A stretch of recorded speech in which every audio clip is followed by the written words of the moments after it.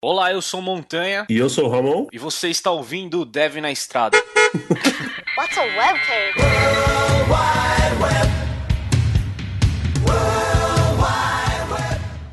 E antes de começar o cast de hoje, eu queria agradecer a todos que apoiam financeiramente o Dev na Estrada. Se você está procurando emprego na área de TI, entre em contratado.me. Lá você vai achar o seu novo emprego nas melhores empresas, é grátis, é 100% online. Entre lá em contratado.me. E se você está buscando se especializar mais, entre em alura.com.br. Lá tem cursos online de programação, design, mobile e muito mais. Alura.com.br. Também quero agradecer a todo mundo que nos apoia financeiramente lá pela plataforma do Apoia-se. Se você não sabe do que eu tô falando, entre lá em apoia-se/Dev na Estrada, você vai ver todas as nossas metas, as recompensas. Hoje já são mais de 80 pessoas que apoiam o nosso projeto financeiramente aqui do Dev na Estrada, beleza?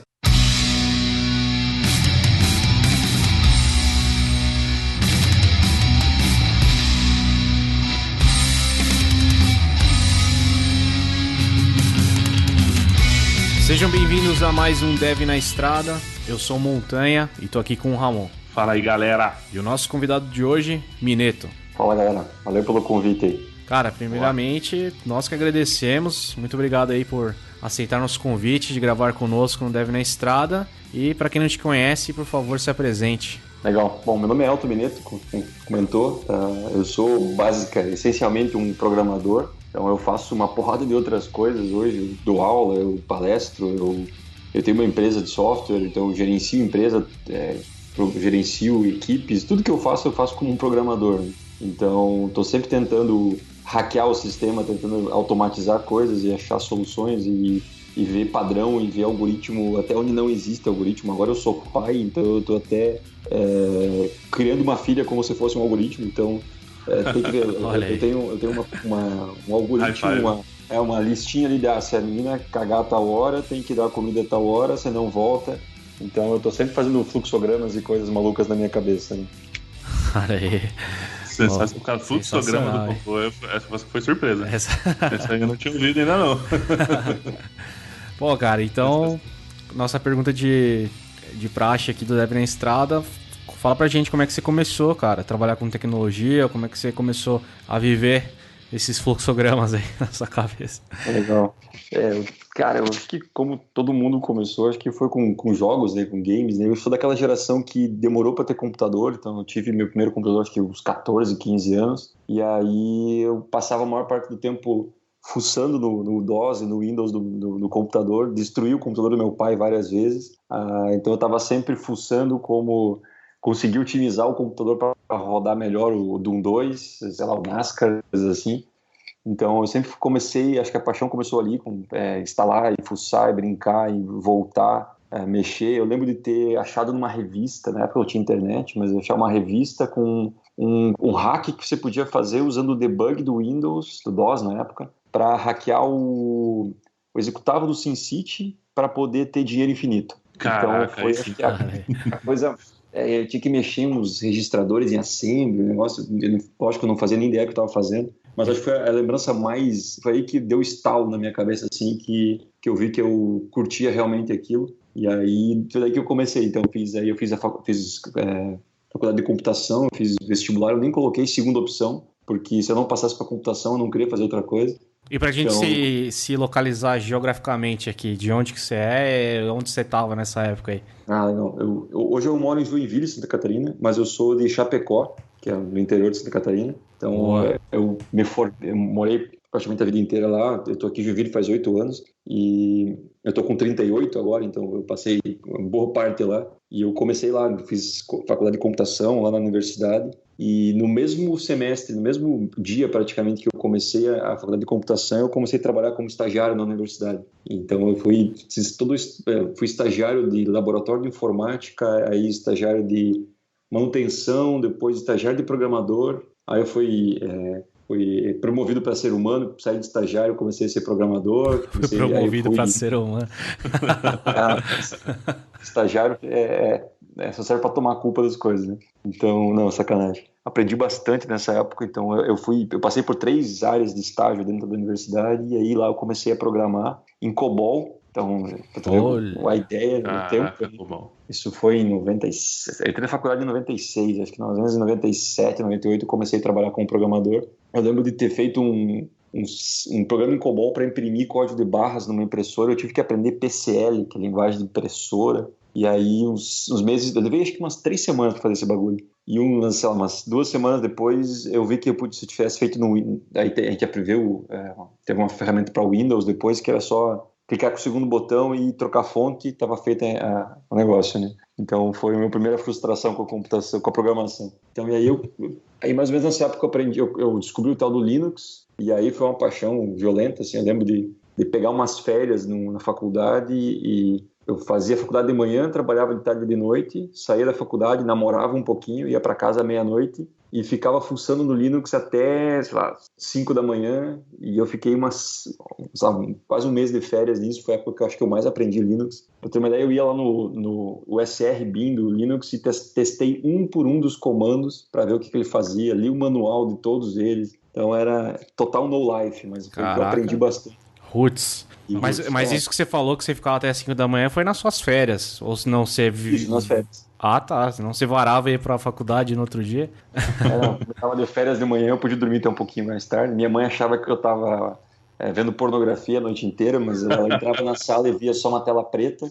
Então ela achava, ou meu filho tá vendo pornografia em braille, ou ele tá estudando mesmo, né? Cada um tem um futuro que merece, né? O cara aí, ó, tem empresa...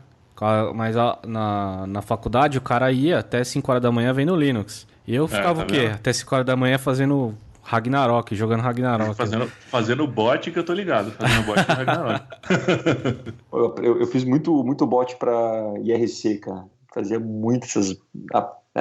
Nessa época tinha IRC ainda, que era o canal, o negócio dos canais. Lá a gente fazia muito... Aprendi bastante de programação também, fazendo esses scriptzinhos. E aí, cara, na final da faculdade, para fazer o TCC, eu descobri um tal de PHP. Olha aí, PHP, meu coração aqueceu agora.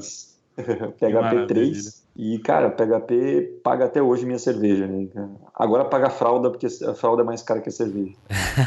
Até um tempo atrás, minha moeda eram cervejas, minha moeda são fraldas. Então, e aí eu comecei a programar para web, mais ou menos em 99, por aí, e nunca mais parei, assim. Então, o que eu mais curto fazer é programar para... eu já programei para várias linguagens, mas o que eu mais programei na minha vida foi PHP. Hoje eu programo bastante também com Go, um pouco com JavaScript, bastante Shell Script. Da minha época de varar a madrugada aprendendo Linux, até hoje eu uso muito Shell Script. Os projetos que a gente trabalha tem mais arquivos na pasta CLI do que na pasta SRC, né?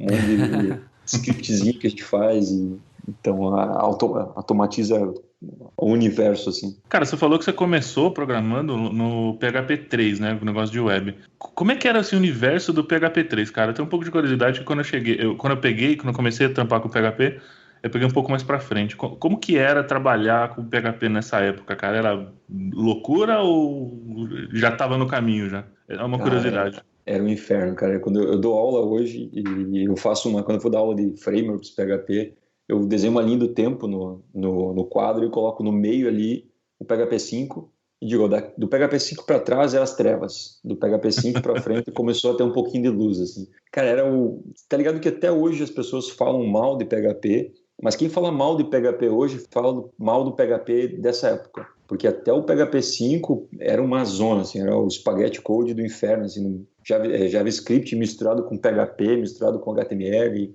Então era uma confusão mesmo. Do PHP 5 em diante que as coisas começaram a melhorar, assim, de ter orientação a objetos, a própria comunidade de desenvolvedores começou a evoluir muito, começou a surgir padrões, né, a partir do PHP 5, alguma coisa, de ter os PSRs, que são os padrões, e aí a coisa que Java já tinha, né? Então começou a amadurecer. Então quem fala mal de PHP fala mal de PHP dessa época, porque ele era mesmo uma loucura, assim. Era muito fácil de você entrar na programação e muito fácil fazer besteira também. Então hoje o PHP está muito, muito maduro, assim. Então, como linguagem, as ferramentas, os padrões, as empresas que trabalham com PHP hoje são bem diferentes do que trabalhavam na época. É a mesma coisa que o pessoal que fala de JavaScript, né?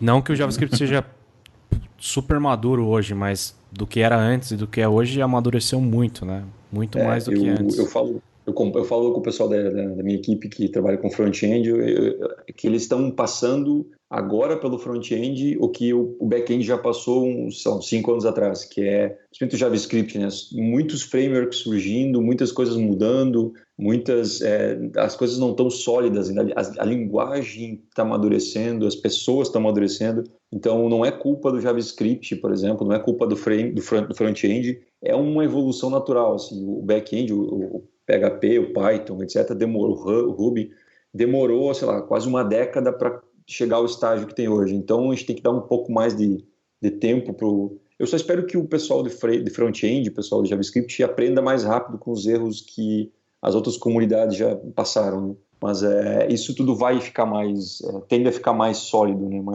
Menos maluco. Hoje quando você pega...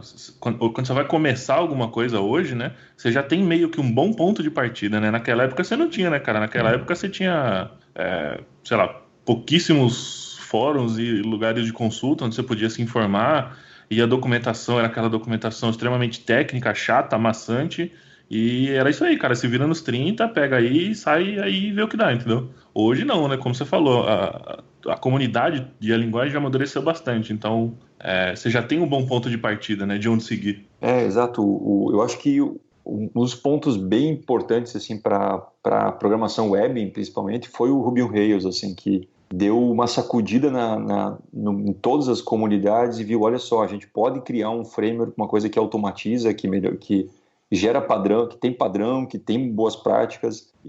Foi o ponto de partida, assim, para todo... Eu vejo isso aconteceu com Python e com PHP, que eram as linguagens que eu tinha mais contato na época, e, cara, foi muito bom, assim. O MVC aplicado para a web foi bom naquele momento. Hoje eu acho que não serve, o MVC não serve mais para o mundo hoje, mas foi extremamente importante para nós naquela época, porque você tinha um alicerce, né? Você não começava tudo do zero, como você comentou, né? Então esses frameworks surgiram exatamente para você, cara, não começa do zero, começa daqui, evolui daqui, todo mundo que vai entrar no projeto já sabe para onde começar. Então foi realmente um divisor de águas, assim, o Ruby on Rails. Boa, cara. E antes da gente continuar na sua linha do tempo, que é quando você tá terminando a faculdade lá, eu queria que você desse um pouco da sua opinião sobre faculdade, cara. Você acha importante fazer faculdade? O que você tirou de bom da faculdade? Porque tem muitas pessoas que têm essa dúvida e tem opiniões diferentes também. Tem muitas pessoas que têm opinião que falam que faculdade não é boa, não é bom, você vai perder seu tempo. E tem muita gente que defende, que fala que não, que vale a pena. A gente queria saber um pouco a sua opinião sobre isso. Legal. Vai parecer suspeito eu falar porque eu sou professor universitário, né? Mas a minha opinião, alguns anos atrás eu lembro de ter visto uma reportagem de uma daquelas listagens do MEC de faculdades mais bem localizadas, pontuadas e tal. E eu lembro que um dos caras que ficou, uma das empresas das universidades que ficou lá no final na lista, entrevistaram o reitor e pedindo o que você faria para melhorar. Ele falou, me dê os alunos da USP que eu chego em primeiro. Então, a universidade, ela sem os alunos fazem muita diferença para a universidade. Então, não basta você ter a melhor universidade se o aluno não se mexer, né? Não for atrás, né? Então, acho que isso é uma frase que eu lembro que me marcou, assim. E eu acho que o que a universidade faz muito bem, assim, é ensinar você a aprender, sabe? Ensinar um método científico, ensinar a apresentar a tua ideia ser refutada, você pesquisar mais. Tipo, o método científico mostra que você tem que pegar mais fontes antes de tomar uma conclusão, antes de chegar a um ponto, a uma escolha, por exemplo, de tecnologia. Então, isso é uma coisa muito boa na universidade, que é você aprender isso, aprender a perguntar as perguntas corretas, assim. E outra coisa que eu acho importante também é o networking que você faz na faculdade. Tipo, eu tenho amigos que eu conheço há 15 anos que eu conheci na faculdade, sabe? Então, são caras que cresceram junto comigo, então continuam evoluindo e tal. E outra coisa que eu acho importante, assim, é o referencial teórico que você tem, né? Então, a gente sabe que linguagem muda muito, várias coisas, frameworks mudam, mas o conceito que você aprende na faculdade, você tem até hoje, né? Lógico que você pode aprender conceito por conta própria, né? Mas é muito importante, então, se pegar, sei lá, eu tô usando o Go agora, mas eu tô usando em Go os mesmos conceitos de programação paralela e distribuída que eu vi lá na faculdade em 99, sabe? Então eu sei o que é um semáforo, eu sei o que é um mutex, eu sei o que é, sei lá, exclusão mútua. Então você começa você começa a rever esses conceitos, assim. Esses conceitos, eles não mudam. Eu vi recentemente, né, a gente faz um evento interno na empresa para todo mundo apresentar tecnologias que está estudando e tal. E teve 2 apresentações que alguém da equipe fez, uma foi sobre gRPC e outra foi sobre React, Redux no caso. Aí quando o cara acabou de apresentar o gRPC, que é uma tecnologia nova do Google e tal, eu falei, cara, isso aqui é RPC, que eu aprendi lá na faculdade, que foi criado na década de 70. Quando o cara apresentou Redux, eu entendi porque isso é parecido com CQRS, que o conceito eu aprendi lá na faculdade. Então, acho que a faculdade é muito importante para manter esses conceitos, fortalecer esses conceitos de estrutura de dados, banco de dados. Acho que isso é importante, assim. Muito bom, cara. Então, depois que você terminou a faculdade, você conheceu o PHP e aí como é que foi? Eu continuei trabalhando na faculdade mais um tempo e aí eu comecei a dar aula em 2004 e hoje acho que depois da programação é a coisa que eu mais gosto de fazer, acho que é um mal de família, porque meu pai e minha mãe são professores, então eu comecei a dar aula em 2004 e na graduação eu fiz pós-graduação, não fiz mestrado, mas hoje eu dou aula na pós-graduação. Apesar de eu não ter mestrado, eu acabo compensando com a experiência, eu já tenho 20 anos de carreira, então ajuda um pouco o MEC tem isso, né? Você tem uma percentual de professores que podem dar aula sem ter mestrado e tal, você comprovar experiência. Então, acho que foi outro ponto muito bom, assim, para mim, na minha carreira, outro ponto forte foi começar a dar aula, porque você aprende muito, assim, né? Eu era aquele nerdzão bem introvertido, assim, né? Bem quietão, bem na minha. E aí, quando eu aceitei o desafio de dar aula, você tem que aprender outros skills, né? Que é ir lá na frente, apresentar e ouvir as dúvidas dos alunos e conseguir explicar uma coisa que às vezes parece simples, mas é complexa de você explicar aquilo. Então, acho que isso foi um outro ponto, assim, outro milestone na minha carreira, foi começar a dar aula. E aí, junto com isso, eu comecei a dar palestras. Que esse, sim, também foi, acho que mudou, assim, minha vida, porque eu comecei a dar palestras no mesmo ano, em 2004. Então, de lá para cá, eu estava contando, acho que eu dei mais de 50 palestras nesse tempo. E como que foi a motivação, cara? Você mesmo foi atrás e falou assim, não, preciso de vou me dar esse desafio, vou começar a dar palestra, vou começar a dar aula, ou foi alguém que te inspirou e falou, vai lá, você é bom, palestra naquele lugar. Como é que foi a inspiração, motivação para começar esses desafios novos aí? Legal. Eu lembro que eu estava acabando a pós-graduação e teve uma disciplina, uma professora me falou uma frase que marcou, assim, ela falou, sempre que você tiver numa decisão na tua carreira que te dê muito cagaço, que tenha muito medo de fazer ela, faça, porque na pior das hipóteses você vai aprender pra caramba. E aí meu chefe na época na universidade, ele falou, cara, você não tá afim de tentar dar aula, porque você manja muito de programação, quem sabe você não quer tentar, a gente abre uma possibilidade de você tentar dar aula. E aí eu lembrei daquela professora, porque me deu um medo grande assim, mas eu falei, cara, vou tentar, né? E aí, aos poucos, eu dei algumas aulas, fui curtindo, fui gostando. Lógico, no começo você não tem muita didática, mas você vai correndo atrás, né? Pedi ajuda para meus pais, para algumas dicas, para outros professores da universidade. E aos poucos eu fui criando o meu estilo de dar aula, o meu estilo de palestrar. Então, você acaba... foi por incentivo desse professor, desse meu chefe, que me abriu a oportunidade e eu tentei, né? Fui atrás e não deu bastante susto assim no começo, mas acabei gostando muito, assim. Hoje é umas coisas que eu mais gosto de fazer, é dar aula e palestras, assim. Mas tu tem alguns desafios assim que tu tem que encarar e tem que pelo menos tentar para ver se dá certo, né? E esse deu bastante certo, assim. E daí, cara, acho que o próximo desafio foi em 2008. Eu estava já há 9 anos na universidade, mais ou menos, trabalhando lá, e eu estava em Chapecó e eu estava querendo um desafio maior, sair um pouco da minha zona de conforto, que na verdade, a zona de conforto é bem desconfortável depois de um tempo, né? Então eu comecei a procurar lugar para trabalhar, fui aprovado no processo seletivo da Globo para trabalhar na Globo.com lá no Rio e tinha uma oportunidade de vir para Joinville.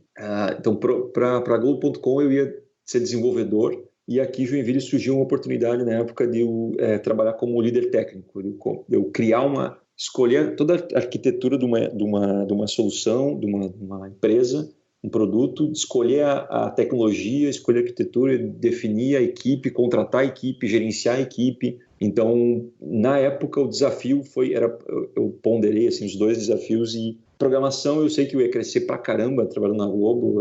Eu até hoje conheço algumas pessoas que trabalham lá e é incrível o nível técnico deles, mas eu queria tentar uma outra coisa, tentar gerenciar uma equipe, gerenciar um projeto. Foi por isso que eu vim parar em Joinville em 2008. E aí fiquei 2 anos nessa startup na época. E aí quando a startup acabou, por N motivos de negócios, acabaram, diluíram, venderam, etc. Eu pensei, cara, o que eu vou fazer agora? E aí eu e um dos desenvolvedores resolvemos, vamos montar uma empresa para ver o que dá. E aí, novamente, eu poderia ter optado por ir para uma empresa trabalhar novamente como programador ou pegar um novo desafio que era montar uma empresa, que seria empreender, criar, conversar com clientes, vender projetos, contratar pessoas, fazer toda aquela parte burocrática que tem. E programar. Então, foi um outro desafio. Assim, e continuar programando. E programar de madrugada, né? Que é a hora que vai dar tempo. Sim, tu não para, né? Então, nós éramos em 2 na época e aos poucos a gente foi contratando mais gente. Hoje a gente está em 6 pessoas na equipe. Aquele meu sócio saiu, hoje ele está em Amsterdã. Eu tenho uma outra sócia agora. Então, e a gente continua. Sempre que eu meio que me acomodo, assim, eu sempre tenho que estar. É aquela teoria do tubarão, né? Se você ficar parado muito tempo, você morre, né? Então, algum dia eu vou ter que parar, mas até lá eu tô. Então, aí, na Code Rocker, que é a empresa que eu tenho hoje de serviços, a gente está tentando de novo fazer um produto. A gente criou uma startup e vendeu alguns anos atrás. Isso parece que eu fiquei rico, mas não. Só vendi o produto. E agora a gente está tentando lançar um outro produto, então é outro monstro, né? Então, além de ter essa empresa de serviços e consultoria e tal, a gente está tentando fazer um produto, e aí tu tem outras preocupações como vender, como precificar, como encontrar o fit correto com o mercado. Então, nesses últimos 2 anos, mais ou menos, além da programação, eu comecei a estudar outras coisas, motivar a equipe, como negócios, como startup, mercado de investimento, que é uma porcaria, mas estamos aprendendo sempre. Então, vendas, então tem sempre uma coisa nova para aprender, assim, e a tecnologia sempre, né? Como eu comentei no começo, eu sou um programador, então eu estou vendo sobre técnicas de venda, como é que eu posso automatizar isso aqui? Se eu fizer um script para quando o cara clicar lá 3 vezes e voltar para cá e voltar para lá, eu vou mandar um e-mail para ele, se ele abrir aquele e-mail, sabe? Então, eu estou sempre tentando fazer essas coisas malucas assim, né? Eu acho que isso é uma coisa que não dá para parar, pelo menos eu estou sempre tentando buscar uma forma nova, uma coisa nova para aprender, né? Aliás, você fez recentemente, você publicou um post, né, falando sobre o API Gate da Amazon e como você automatizou o processo de contato, não foi? Isso, acho que foi ontem que a gente publicou. Que foi era mais um motivo, assim. A gente queria um motivo para usar. Faz tempo que eu queria um motivo para usar o Lambda, as funções Lambda lá da Amazon e o API Gateway, e eu não achava um motivo, assim, que todos os projetos que tinha não. E aí, quando a gente fez o novo site da Code Rocker, a gente pensou, cara, a gente precisa fazer um formulário aqui para salvar o contato e tal. A gente podia mandar por e-mail, que seria o mais óbvio, né? O mais fácil. Faz um submit no form e eu recebo um e-mail tranquilo. Mas aí a gente, vamos tentar fazer diferente, sabe? Então a gente foi atrás, viu que dá para fazer com o Lambda, aprendemos, apanhamos algumas horas. Então isso é legal, a gente está sempre achando uma desculpa para aprender coisa nova. Hoje eu estava conversando com os desenvolvedores, a gente está usando bastante microserviços e Docker. E a gente começou, olha só essa semana 2 clientes perguntaram para a gente sobre gerenciamento de containers, essas coisas. Cara, a gente vai ter que aprender, sentar, tirar um tempo e estudar um pouco mais sobre Docker Swarm, sobre Kubernetes. A gente tem um conhecimento, mas ainda é superficial, é o suficiente para nós. Mas começou a pintar um sinal assim que alguns projetos, alguns clientes, tem um pedaço de mercado que talvez precise de ajuda um pouco mais nessa área. Então a gente arranjou mais uma desculpa para aprender um pouquinho mais. Eu estou estudando, sabe, eu comprei um curso no Coursera para estudar R, que é uma linguagem de estatística. Não sei exatamente como é que eu vou usar isso, mas pareceu interessante. Sabe? Alguma coisa vai ser útil, né? Eu até tenho alguma ideia de onde usar, mas eu acho que vai ser... acho que a gente que é programador está sempre com o bichinho da curiosidade, né? Sempre correndo atrás de aprender alguma coisa nova. Né? Boa. E, cara, deixa eu te fazer uma pergunta. Voltando um pouco lá quando vocês começaram a empresa, vocês começaram ela, vocês já tinham meio que um produto, já tinha algum cliente, começou, ou simplesmente vocês falaram assim, não, agora, puta, eu acho que a gente devia fazer uma empresa, porque ia ser foda, e é isso que a gente quer fazer, e começaram assim na vida louca mesmo?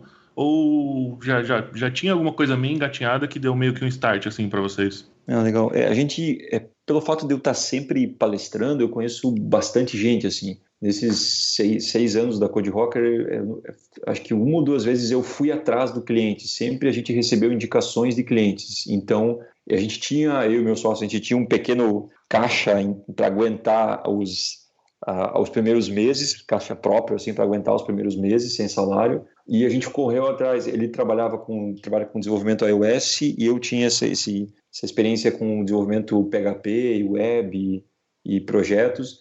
E a gente vamos tentar levantar esses contatos. E aí a gente conseguiu uma indicação para desenvolver um aplicativo a primeira versão do aplicativo iOS do iCarros. O cara ligou para a gente por uma indicação e pediu: vocês sabem fazer realidade aumentada? Isso foi em 2010. Sabem fazer realidade aumentada? Sabemos sim, é com nós, deixa a gente faz. Aí a gente desligou o telefone, foi na internet procurar o que era realidade aumentada e a gente fez.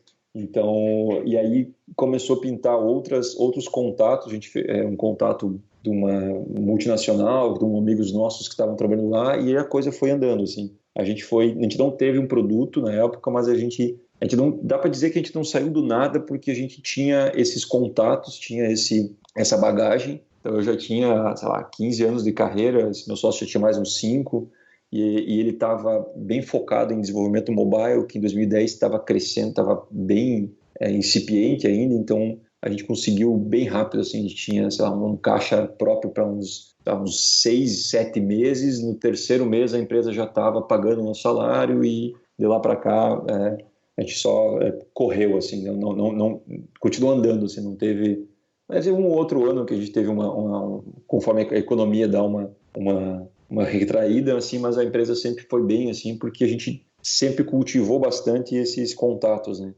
Eu tinha escrito um livro já, então isso já começou o Elton é o cara que escreveu o livro de frameworks, então se eu preciso de alguém para dar um curso de framework ou para usar um framework, a tendência é falar com esse cara, então isso foi ajudando a gente a fazer os primeiros passos da empresa aí, até a gente conseguir alguns contratos grandes, e aí a gente começou a contratar a equipe e tal. Então foi legal, assim, não sei se ter uma empresa, assim, é um desafio por dia, assim. Então, empresa de serviços, principalmente, a gente aprendeu bastante, a gente mudou um pouco o foco da empresa para ser... Foi um dos aprendizados que a gente teve nesse período, e a gente fazia muito projetos pequenos, né? Vários pequenos projetos, e a gente mudou um pouco o foco para pegar projetos maiores. Então, hoje a gente tem, no máximo, 4 clientes por ano. Mas são clientes que a gente consegue ficar o ano inteiro com ele, consegue sugerir coisas, melhorar, trabalhar bem sério, bem aprofundado, assim, com o cliente. E foi um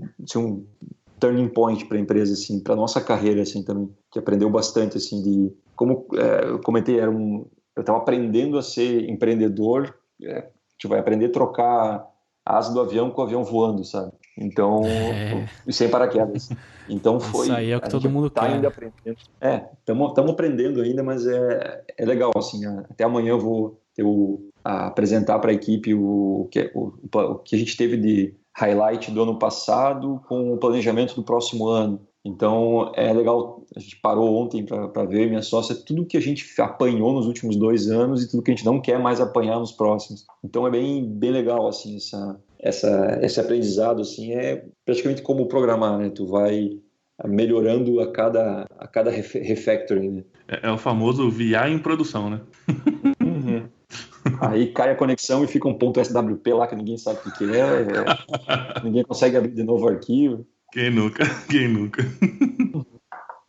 TDD, né? Teste depois do deploy. Exato.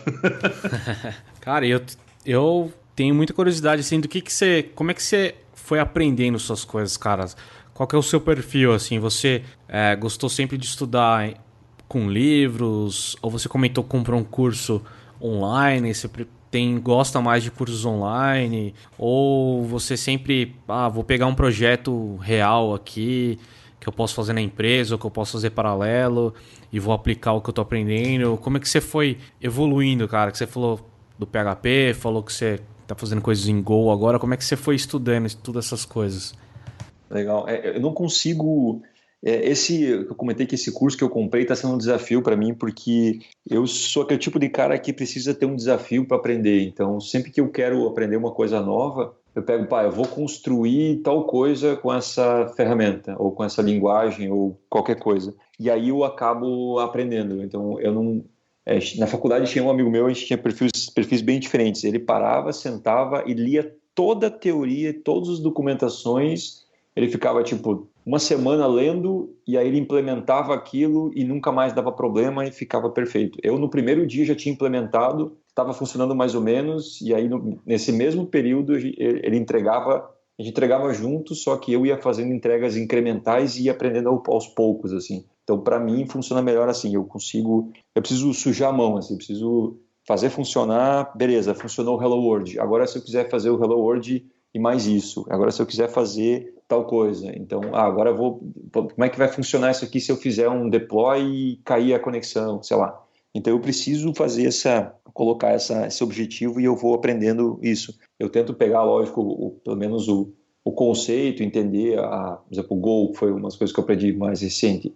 Li a estrutura da linguagem, o que ela faz, quais são as vantagens, desvantagens, por que ela serve, quais são qual que é as idiosincrasias da linguagem. Beleza, agora eu vou implementar um microserviço para fazer consulta de CEP e guardar isso em Memcache. Então, eu botei esse desafio, fiz, funcionou, está até hoje funcionando para 3 clientes, e aí eu aprendi, depois eu fui, beleza, agora eu preciso fazer tal coisa, e eu preciso achar uma coisa complexa, pesada, para eu aprender a usar concorrência em Go.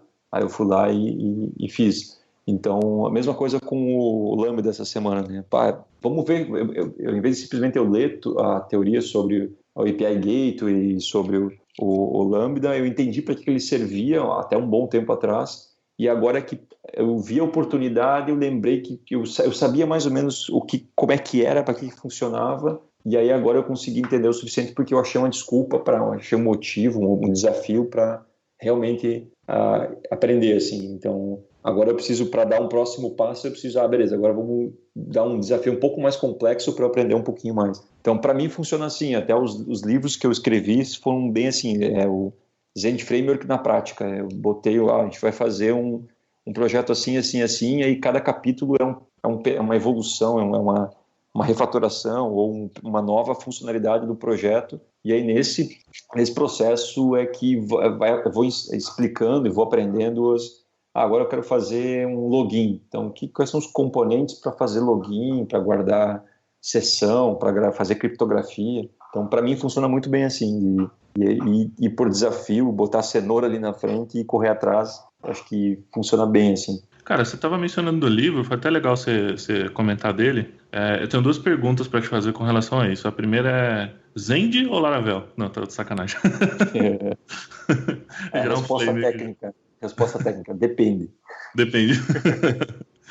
E, cara, conta um pouco como foi o processo de escrita do livro. Como que foi? Foi uma ideia que você tinha? Você recebeu uma sugestão? Como que foi o processo para você construir esse livro? Porque eu imagino que deve ser muito difícil, cara, porque eu tenho muita dificuldade em, por exemplo, sentar e escrever assim de uma forma didática alguma coisa. Então, Me rolou essa curiosidade, sabe, de como foi o processo de criação do livro. Legal. O primeiro livro que eu escrevi foi sobre frameworks, e aí surgiu, eu estava orientando um aluno de TCC na época sobre frameworks, e aí eu ajudando o aluno a estudar e tal, eu vi que existiam vários frameworks no mercado, e de PHP, isso foi, sei lá, em 2006, 2007, tinham vários frameworks e não tinha nenhum livro que comparava eles e que ajudava a escolher o melhor framework. Aí eu olhei aquilo e falei, acho que tem uma oportunidade aqui. Mandei um e-mail para a Novatec sugerindo o livro, e eles curtiram a ideia e falaram, beleza, então quando é que se entrega o manuscrito? Aí eu estava para pegar férias no trabalho, peguei férias e minha namorada me odiava porque eu matava as férias. Matei mais umas férias e escrevi o livro nas férias. E aí depois disso, os outros livros que eu escrevi foi meio oportunista, assim, tipo, eu fui contratado para dar um curso de Zend Framework 2 e não tinha material, não tinha livro de Zend Framework 2 na época ainda, então eu preparei o material para o curso, que era um curso de 20 horas, 30 horas, uma coisa assim, então eu preparei o material para o curso já pensando que ele ia ser um livro, então eu já fui... os alunos foram um beta teste do livro, sabe? Então, o que funcionou e não funcionou, eu consegui melhorar ali e resolver. Como é que eu faço? Eu primeiro escrevo todo o código do livro. Então, como eu comentei, eu gosto de fazer um desafio, assim, um projeto. Então, eu escrevo todo o código até o final, separado em capítulos. Aí eu volto e escrevo a descrição, descrevo o código, o que eu vou fazendo. Então, eu uso o texto para ligar os códigos, assim. Não sei se é a melhor forma, mas para mim funciona, assim. Eu primeiro penso até o fim, ele, assim, todo livro, a parte de programação, cada capítulo é um mini projeto ou uma evolução do projeto, é um commit diferente no meu repositório, e depois eu venho e escrevo a ligação desses capítulos. Então, para mim funcionou legal, assim. Eu fiz esse primeiro livro foi impresso e os outros 3 que eu escrevi foram autopublicados, assim. Usei o Leanpub. Então é bem legal, assim, você é totalmente nerd, assim, você escreve o livro em Markdown, Markdown é a melhor invenção depois do pão de forma, né? Então você escreve tudo em Markdown e ele vai lá na pasta do teu Dropbox, lê o Markdown e gera o PDF, o EPUB, e aí você já vende pelo site. Cara, para quem quiser testar isso é muito bom, é leanpub.com. Então é bem maneiro, assim, você escrever o teu livro, você consegue, ele monta uma página do livro e você pode fazer tipo uma pré-venda, as pessoas se cadastram, você monta uma mailing list, já vai mandando conforme... Tem alguns livros que você compra e conforme o autor vai atualizando o livro, você vai recebendo os novos capítulos. Então é bem legal. Teve um dos livros que eu fiz tinha uns errinhos que os próprios leitores me mandaram. Então, eu corrigi e eles receberam por e-mail a atualização automática. Então, é bem legal, assim, Lógico, não tem o mesmo legal de você entrar numa livraria e ver tua fotinho ali no livro, mas compensa bastante, assim, é muito rápido de você escrever e coisas pequenas, assim, você consegue publicar bem rápido, assim. É bem lean, né? Você publica, testa, a galera curtiu, você já não curtiu, você pode reescrever e mandar uma versão nova. Então é bem interessante, assim, para quem quiser testar, assim, a ideia de escrever livro, o Leanpub é bem maneiro. E depois Bacana. Tu pode, aqui no Brasil tem o Clube de Autores, você pode pegar o teu livro e cadastrar no Clube de Autores, as pessoas podem comprar o livro, eles imprimem e mandam para casa da pessoa. Então é sob demanda também, é um pouquinho mais caro do que comprar um livro impresso aos quilos, assim, mas ele é bem legal. Mas, principalmente livro de programação, né? É muito mais fácil você ter ele digital, mas as pessoas que gostam do livro impresso dá até para resolver esse problema por outra ferramenta, né? Boa. Cara, eu acho que pra gente fechar aqui, eu queria que você falasse um pouco do Plan Rocker, né? Que é o produto que vocês estão fazendo na Code Rocker. Legal. A gente passou... eu vi no site lá, eu dei uma olhada, dei uma lida, eu achei fantástica a ferramenta, cara. Achei que tem muita coisa legal. Eu queria que você desse um overview, falasse um pouco dela, que eu achei bem interessante. Eu quero testá-la. Show. Assim, a gente passou nesses últimos 7 anos desenvolvendo, gerenciando projetos para nós e para os nossos clientes. A gente percebeu que tem no dia a dia a gente usa uma porrada de ferramenta diferente, né? A gente usa GitHub, Trello, Bitbucket, Code Climate, usa servidor na DigitalOcean, etc., na Amazon, e com isso você tem a informação tudo distribuída, né? Tu tem um pouquinho de informação em cada pedaço, né? Então a ideia do Planrocker surgiu como um monte de scripts, de shell script que a gente foi criando para coletar informações e gerar relatórios para a gente. E a gente percebeu, vamos dar uma carinha mais bonita para ficar mais fácil, e isso foi evoluindo. Então hoje ele integra com GitHub, GitHub Issues, Trello, Bitbucket, e a gente está terminando a integração com o Jira. E aí a gente conecta isso tudo, e aí a gente consegue, por exemplo, calcular, ligar tarefa com o pull request, com o código dele, a gente consegue calcular tempo de desenvolvimento de cada tarefa, qual é o tempo médio de desenvolvimento, quantas tarefas estão sendo entregues por semana, qual é a equipe, como é que ela está performando, quem está comitando mais, entregando mais, quem está atrasando. Então isso ajuda bastante. E como a gente trabalha, a ideia é fazer um raio-x do projeto hoje com um olho para o futuro. Então, como a gente consegue capturar todas essas informações. Sabe aquela ideia de você ter que apontar horas? Aquilo às vezes é meio chato, você se perde naquilo. Então, essa informação ela já está no projeto, né? Quando se move uma tarefa, abre um pull request ou move a tarefa lá no Trello de to do para doing, você já está contando o tempo, né? Então, a gente usa essa informação e a gente calcula, pega o histórico da equipe e faz uma projeção usando estatística, a gente usa o algoritmo de Monte Carlo para gerar, para cada vez que alguém finaliza uma tarefa, a gente gera 1000 simulações usando Go, usando um microserviço lá em Go. Por isso que é bom explicar isso para desenvolvedor, né? Eu tenho que explicar isso para investidores, os caras não faziam ideia do que eu estava falando. Então, obrigado por me dar essa oportunidade de explicar isso de uma maneira divertida, que a gente usa várias simulações ali em Go para fazer estimativa, tipo, existe X% de possibilidade de você entregar esse projeto até tal semana.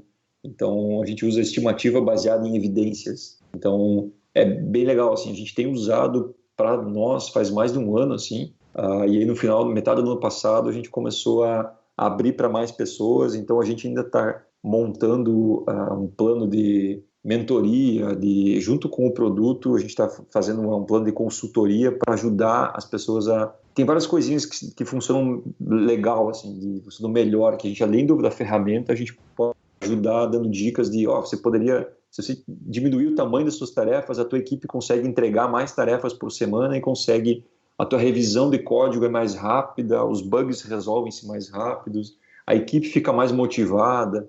Então, o nosso Code Rocker Way, que a gente chama, que a gente usa no dia a dia, que a gente tem clientes que entregavam, tipo, sei lá, 30 e poucas tarefas por semana e depois passaram a entregar 70 tarefas por semana.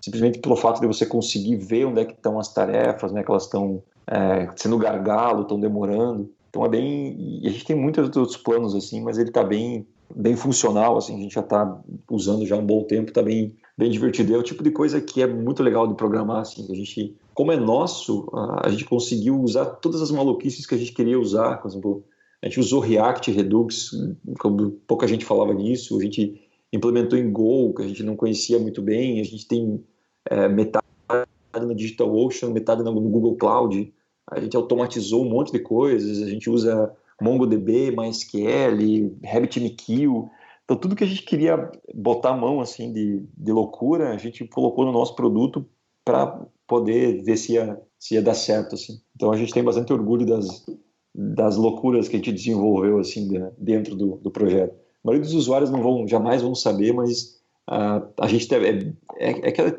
tipo de coisa, né? O cliente se fica feliz com o produto bonito, funcionando, mas por baixo dos panos a gente também tem que se divertir, né? A gente brinca na empresa que tem o User Experience, que é o que os usuários finais vão ver, e tem o Developer Experience, que é a experiência do desenvolvedor, né? Que é testes, documentação, API bem construída, a automatização de coisas. Então isso tudo a gente dá bastante valor assim, além da User Experience, que é para o mundo externo, a gente brinca porque a gente também tem que ter nossa developer experience aí, que é onde a gente se diverte também, né? Tem que ter o famoso tesão, né? Tem que ter o tesão. Exato. Porque cara, a gente trabalha pra caramba, assim, principalmente pra quem tá ouvindo e quer montar uma empresa, cara, é legal pra caramba, mas se prepare, cara, você vai trabalhar muito. Então, você não vai fazer o que você gosta o tempo inteiro, mas porque tem coisas que você precisa fazer, né? Como dizia o John Wayne, um homem tem que fazer o que um homem tem que fazer, mas às vezes, fora essa parte chata, a gente gosta muito do que faz, então você vai trabalhar muito, né? Então, quando você for montar uma empresa, não pense só no dinheiro, pense no... Você vai ter que trabalhar muito, então escolha uma coisa que você vai se divertir um pouco, pelo menos, né? Olha aí. Tava pensando numa frase de motivação final, o cara já fez. Ó. Mineto motivacional. Cara, Mineto, muito bom, cara. Muito obrigado por participar aqui do nosso podcast. Muito obrigado de novo por aceitar o convite. A gente vai deixar os links do Mineto aqui na descrição. Ele tem um site que é o eltonmineto.net.